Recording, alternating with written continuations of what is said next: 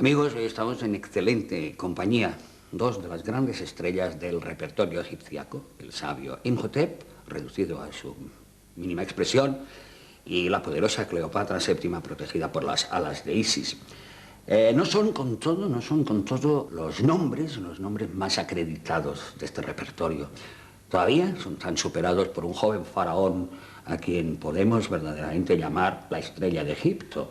Y no es el título de una antigua comedia musical de Celia Gámez. Es la categoría que todos ustedes, y durante 3 generaciones, han concedido a este faraón niño, Tutankamón. Cuando la tumba de Tutankamón fue descubierta en 1922, además del gran acontecimiento que esto suponía para el conocimiento del antiguo Egipto, para el acercamiento a un arte de una delicadeza sin igual, que es el arte que se produjo en Tebas durante la 18ª dinastía. Aparte de esta importancia indudable, el descubrimiento de Tutankamón influyó en gran manera en las costumbres y en el imaginario colectivo de los años 20, prolongándose hasta los 30. Encontramos una tutmanía que se traduce en la arquitectura, o sea, aparece una arquitectura dentro del Art Déco que toma formas egipcias como lo había tomado durante la fiebre del primer imperio en la Francia napoleónica. Aparece en el cine, las películas de momias, influye en las películas bíblicas de Cecil B. DeMille, influye incluso el vestuario de las grandes estrellas de Hollywood. Ese Tutankamón llega incluso a provocar cuplés. Había un cuplé español, la sombra de Tutankamón y soy del mundo sensación. Otro catalán, Tothom Hama, Tothom Hama, Tothom Hama, el Folie Bergère, el Lido de París, provocan grandes cuadros, kitsch, absolutamente kitsch, que resucitan ese mundo que la tumba de Tutankamón convoca. Pero además de todas esas cosas pintorescas que pertenecen más bien al anecdotario del siglo, de nuestro siglo, y no siempre el más recomendable, además, la tumba de Tutankamón es la historia de una obsesión y de un enamoramiento ferviente que Howard Carter, su gran descubridor, siente desde el principio. Apoyado por Lord Carnarvon, dedica toda su vida a encontrar esa tumba de este faraón borrado de las grandes listas dinásticas, este faraón que reaparece después de un anonimato de siglos provocado, como todos sabemos, por el silencio en que fue sumido todo el periodo de la herejía amárnica. La historia del fervor de Howard Carter por Tutankamón fue contada por Christine de Roches-Novelcourt con un mismo enamoramiento y una misma fascinación en el libro de este nombre, uno de los libros más deliciosos y una de las historias mejor contadas del antiguo Egipto. Con ese desfile de estrellas creo que podemos dar principio a un capítulo donde nada se puede añadir, puesto que, insisto, de Tutankamón se ha dicho todo y de Howard Carter, de Roches-Novelcourt, dijo todavía más.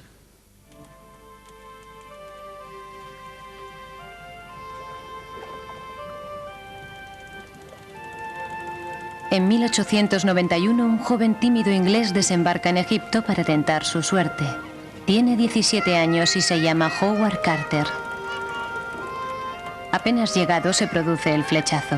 Ha encontrado su tierra de elección, le consagrará su vida. Su nombre quedará asociado al descubrimiento arqueológico más extraordinario del siglo, la tumba de Tutankamón. En este tiempo, en la región de Tebas, frente a Luxor, reina una gran efervescencia, provocando a menudo un verdadero desastre a nivel arqueológico.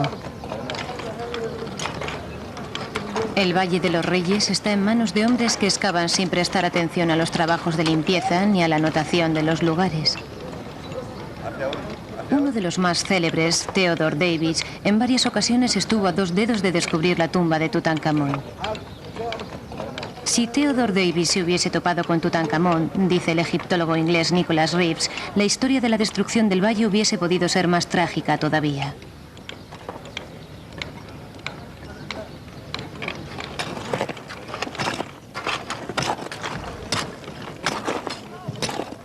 El americano renunció a proseguir sus excavaciones en 1914, declarando que el Valle de las Tumbas estaba en lo sucesivo agotado. El puesto estaba libre para Howard Carter. Nacido el 9 de mayo de 1874, Howard Carter era el último de los 11 hijos de Samuel John Carter, pintor animalista, y de Martha Joyce Sands. Recibe una educación sumaria, por lo que sufrirá toda su vida. Carece de confianza en sí mismo, pero afortunadamente heredó los dones artísticos de su padre. Gracias a su talento como dibujante va a salir del montón y va a seducir a un joven profesor de egiptología de la Universidad del Cairo, Percy Newberry, que le contrata en su fundación. Carter se lanza a la aventura. A pesar de la ausencia de formación científica, se convierte en arqueólogo sobre el terreno. Una célebre anécdota relata el encuentro que tuvo lugar entre Flinders Petrie, eminencia de la egiptología internacional, y el joven debutante. El señor Carter, dice Petrie, es un chico de buena composición que se interesa exclusivamente por la pintura y por la historia natural. Yo no veo la utilidad para mí de hacerle un excavador. A pesar de lo que piense el austero Petrie, Carter cree en su vocación de egiptólogo y descubre el Valle de los Reyes como dibujante de la Egypt Exploration Foundation. Durante 6 años recopia las inscripciones del templo funerario de la reina Hatshepsut a Deir el-Bahari, realizando una obra pictórica con gran carisma, inspirada en paisajes, templos u objetos del arte egipcio. Distribuye sus acuarelas entre sus padres y amigos, pero también se las vende a los turistas de paso a Luxor, a los buscadores de tesoros. Contrariamente a Petrie, Gaston Maspero, director del Servicio de Antigüedades, percibe inmediatamente las cualidades del joven.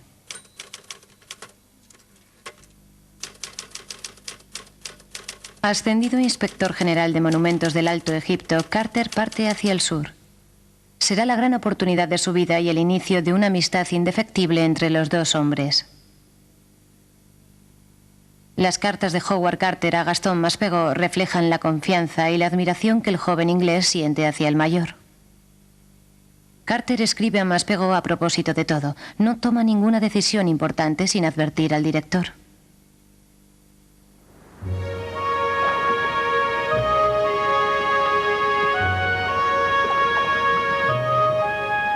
Desde su nominación viaja lejos.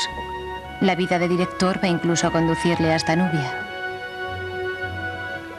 A falta de poder ir él mismo, Maspero pide al inspector en jefe Howard Carter recorrer la provincia e indicarle qué trabajos de restauración él juzga urgentes de realizar.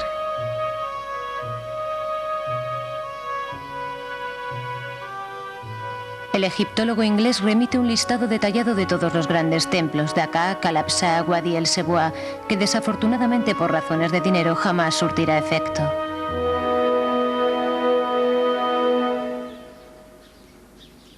Visiblemente, Howard Carter no vive más que por su trabajo. En las cartas a su madre describe la organización de la casa o los pequeños acontecimientos que le entristecen, como la muerte de sus gacelas, pero es un hombre que se descubre poco y permanece muy en secreto acerca de sus sentimientos. Mis visitas de inspección en lugares imprevistos hacen que los días parezcan semanas. Es una vida extraña. Llega una carta por la mañana y todo cambia. Jamás sé a dónde debo acudir. Salgo en dirección opuesta a lo que estaba previsto, a menos que me pidan permanecer donde estoy. En todo caso, esto es una vida de inspector. Entre las actividades del inspector Howard Carter, en primer lugar, figura la lucha contra el robo. El saqueo de la necrópolis real remonta a la más alta antigüedad. Para los lugareños pobres del Valle de los Muertos, los tesoros de los faraones ocultos bajo las arenas constituyen desde siempre una tentación irresistible. Aprovechando una ausencia de Carter, ciertos habitantes de Gurna fuerzan esta vez la puerta de la tumba de Amenofis II. Llevando una auténtica investigación policial, Carter fotografía él mismo las huellas dejadas por los ladrones en las tumbas y nos revela sus conclusiones. Yo comparé cuidadosamente los rastros que había notado en las diferentes tumbas. Tras verificación, las fotos revelaban huellas de pies desnudos que pertenecían a la misma persona. Según el egiptólogo, el hurto de la tumba de Amenofis apunta a la existencia de una vasta red de corrupción que toca a la policía misma.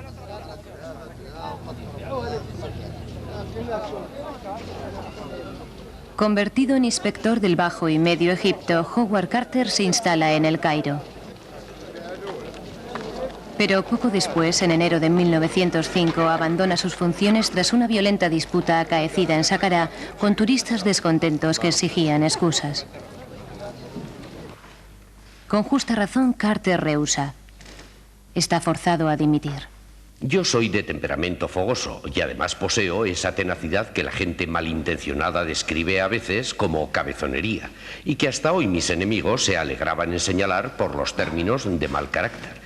Pues bien, no puedo cambiar nada. El mal carácter de Carter le perseguirá toda la vida.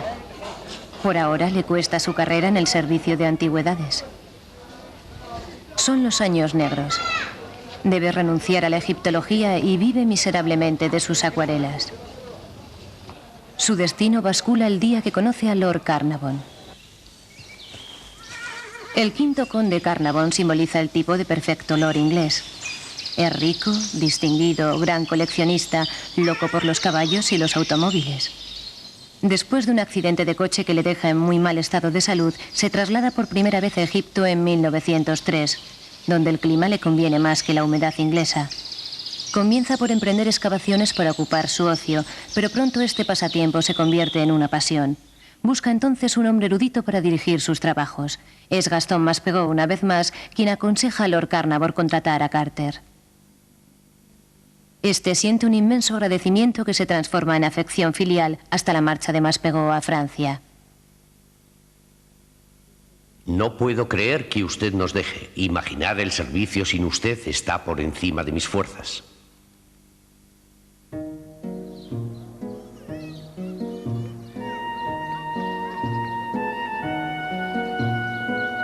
El equipo Carter-Carnarvon se pone al trabajo.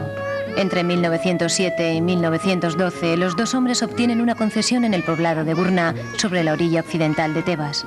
Su amistad se concretiza en la construcción de una hermosa casa de excavaciones, el Castle Carter.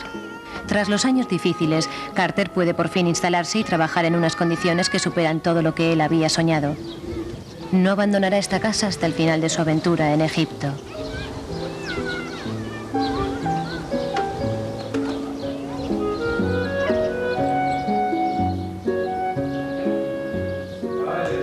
Las relaciones entre el aristócrata apasionado por la arqueología y el egiptólogo autodidacta son complejas. Lord Carnarvon reconoce en Carter algo más que a un arqueólogo talentoso, un verdadero aliado. En efecto, Carter le propone cubrir una parte de la suma invertida gracias al comercio de antigüedades compradas en el bazar del Cairo y revendidas a precio alto a coleccionistas extranjeros. Las piezas más bellas se suman directamente a la colección personal de Lord Carnarvon en su castillo de Highclere.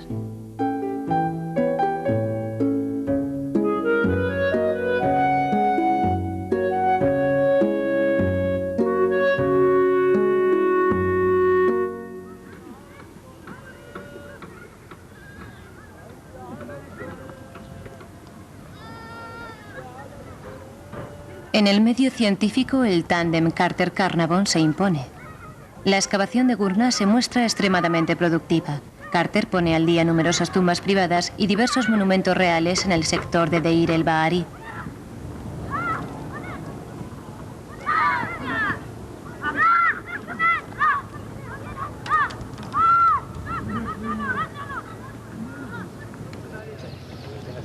Desde el inicio de su colaboración, los dos hombres se habían asignado como objetivo último trabajar en la necrópolis real del nuevo imperio, cuya concesión pertenecía a Theodore Davis.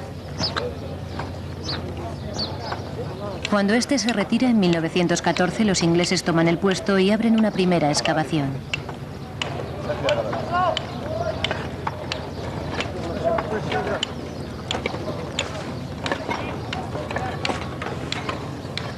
Los efectos de la guerra que asola Europa se hacen sentir hasta en Egipto. Carnarvon se queda bloqueado en Inglaterra. A partir de 1917, Carter está en condiciones de comenzar sus trabajos en el Valle de los Reyes. En el curso de los años que siguen, él se dedica exclusivamente a la búsqueda de la tumba tan codiciada del joven faraón olvidado por la historia, Tutankamón. Al cabo de las temporadas, el macizo montañoso será enteramente sondeado sobre varios kilómetros. Todavía hoy lleva la marca de los cortes excavados por Carter. Una multitud innombrable transporta miles de toneladas de escombros a espuertas o por medio de vagones de Coville que se accionan a mano. Tras 5 años de excavaciones no habiendo conducido a ningún resultado, Lord Carnarvon decide acabar. Convoca al arqueólogo en su casa de Highclere para comunicarle la noticia. Carter no puede decidirse y propone financiarse él mismo una última temporada. Lord Carnarvon decía: mi pobre amigo, creo que debemos abandonar. Y Carter, afligido, suplicaba diciendo: dadme todavía una oportunidad. Carnarvon consintió y desde el primer golpe de pico, el año siguiente, caímos sobre la primera sala del tesoro. Una última intuición guió a Carter a los accesos inmediatos de la tumba de Ramsés VI, a fin de reexplorar de manera más metódica aún una zona que ya había excavado. Es consciente de que juega su última carta. El 4 de noviembre de 1922 a las 10 de la mañana le aparece el comienzo de una escalera oculta a 4 metros de profundidad bajo la entrada de la tumba de Ramsés VI. 16 peldaños son despejados, conduciendo estos a una puerta tapiada y enyesada recubierta de sellos todavía intactos. Sin duda alguna, la tumba presentaba todos los aspectos propios de la 18ª dinastía. ¿Era la de un aristócrata enterrado ahí por autorización real, o más bien un escondite real albergando por razones de seguridad una momia y su mobiliario? A menos que no fuera la tumba del rey a quien yo había dedicado tantos años de búsqueda.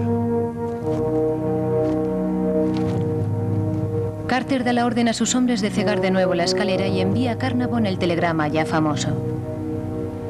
Hemos hecho un descubrimiento extraordinario en el valle, una tumba suntuosa cuyos sellos están intactos. La hemos vuelto a cerrar hasta su llegada. ¡Felicidades! 20 días más tarde, Lord Carnarvon descendía del tren en Luxor. La escalera está enteramente despejada.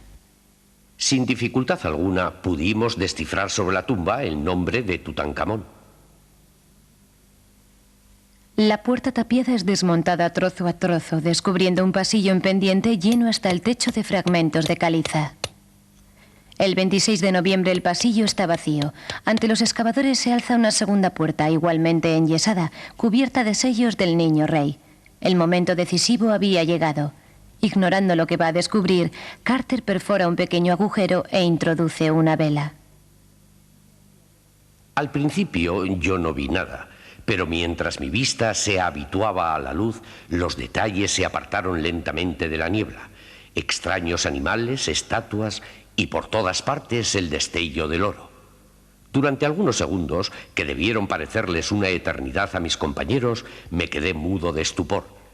Y cuando Lord Carnarvon preguntó por fin: ¿ve usted algo?, yo no pude sino responder: sí, cosas maravillosas.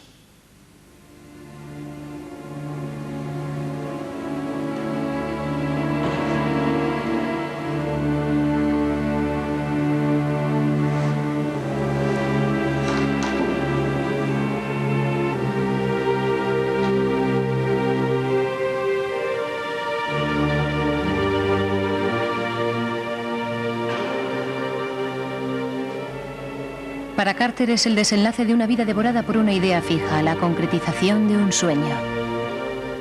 El día entre los días, el más maravilloso que me haya sido dado vivir y que a mi juicio permanecerá inigualable.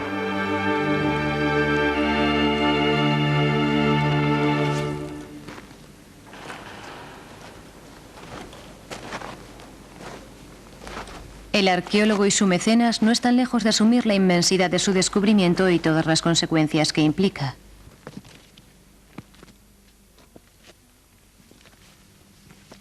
La ebriedad se había apoderado de nosotros sin dejarnos un solo instante de reflexión. Pero por primera vez tomábamos conciencia de nuestras responsabilidades y de la prodigiosa tarea que nos esperaba. No era un descubrimiento ordinario que pudiéramos expedir en el espacio de una temporada.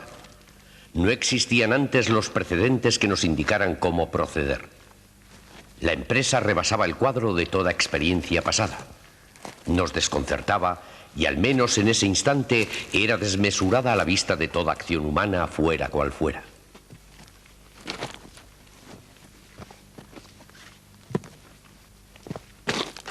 Lo esencial es constituir un equipo competente. Carter pide ayuda al mundo de la egiptología.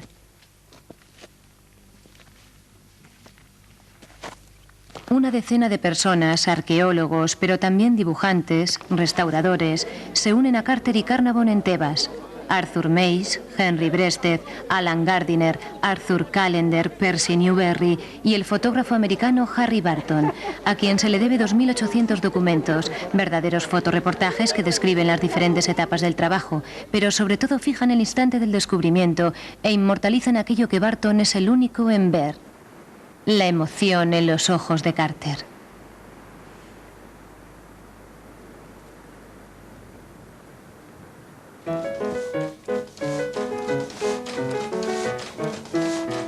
La noticia del descubrimiento tuvo un inmenso eco y provocó la llegada en masa de turistas y de periodistas.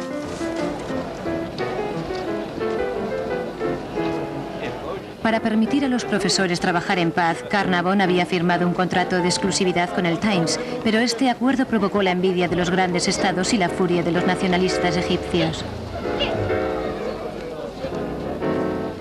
Por venganza, algunos de los periodistas apartados se complacen en divulgar el rumor de una maldición que debía abatirse sobre los egiptólogos. Fue el inicio de una larga leyenda.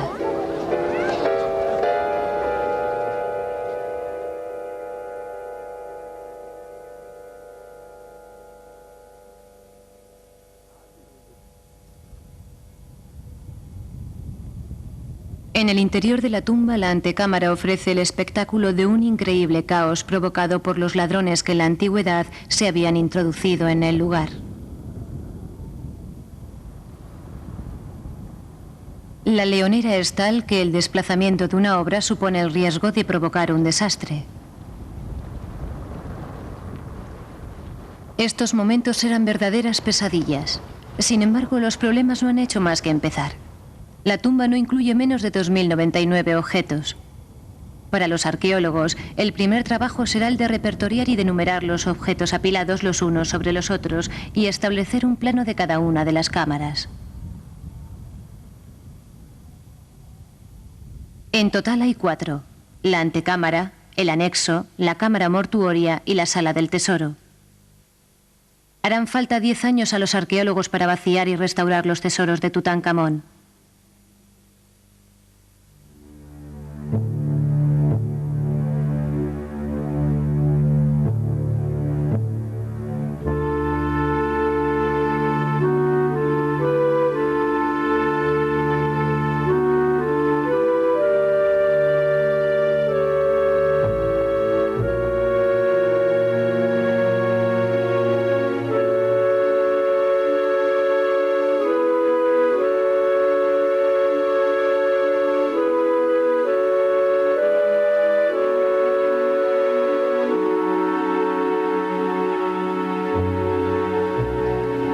Operando de norte a sur, rescatamos las grandes camas con cabezas de animales.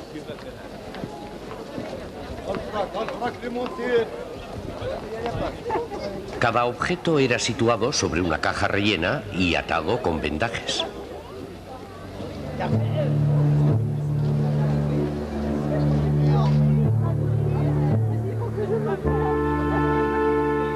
Cuando habíamos cargado un número suficiente, las hacíamos salir en convoy bajo escolta hasta el laboratorio. Eran los momentos que esperaban los visitantes aglutinados alrededor de la tumba. Nos hicieron falta 7 semanas para vaciar la antecámara.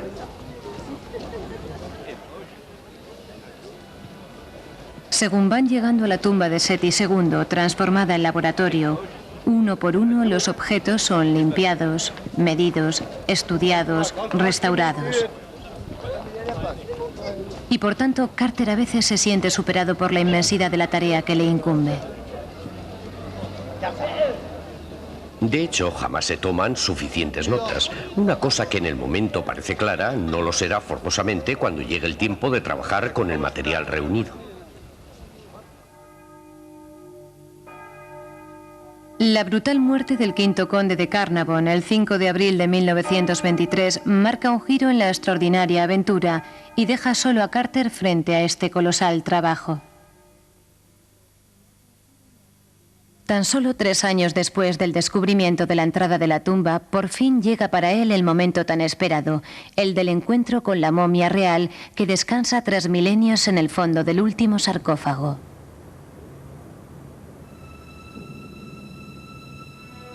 En el momento de abrir la sepultura y de penetrar en el corazón del secreto de los faraones, Howard Carter fue aprehendido por la importancia de su papel a los ojos de la historia.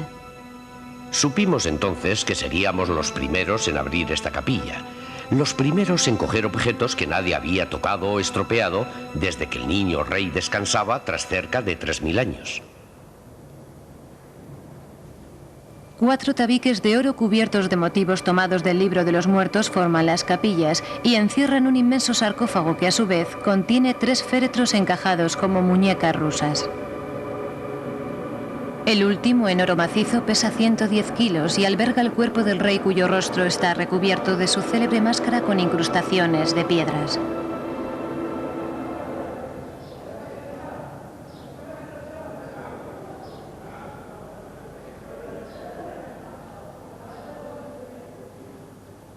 Es entonces cuando la importancia y la belleza de nuestro descubrimiento se nos aparecieron realmente. Cuando esta pieza única y maravillosa, esta masa fabulosa de oro esculpido, resplandeció ante nosotros.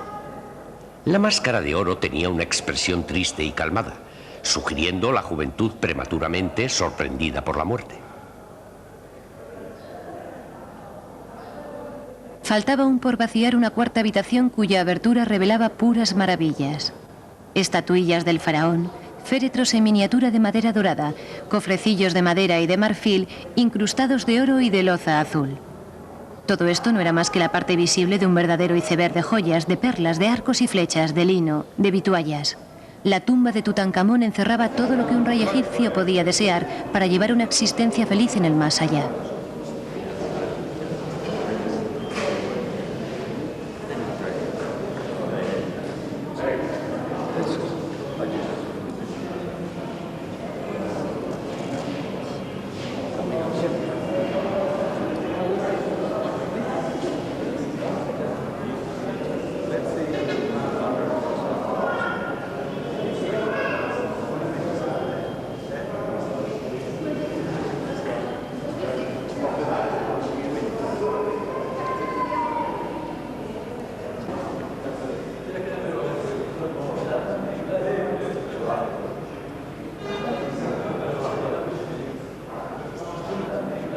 Howard Carter acaba la restauración de los objetos de Tutankamón en la primavera de 1932, 10 años después del descubrimiento de la tumba.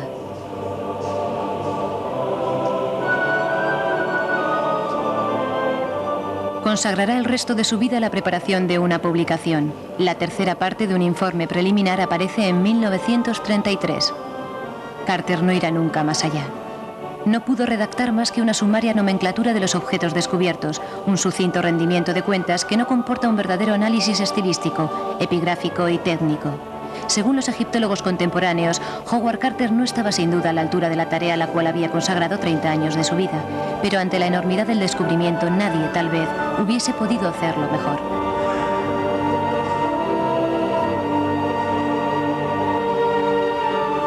Cubierto de gloria, Carter falleció el 2 de marzo de 1939 en Londres, en su Kensington natal.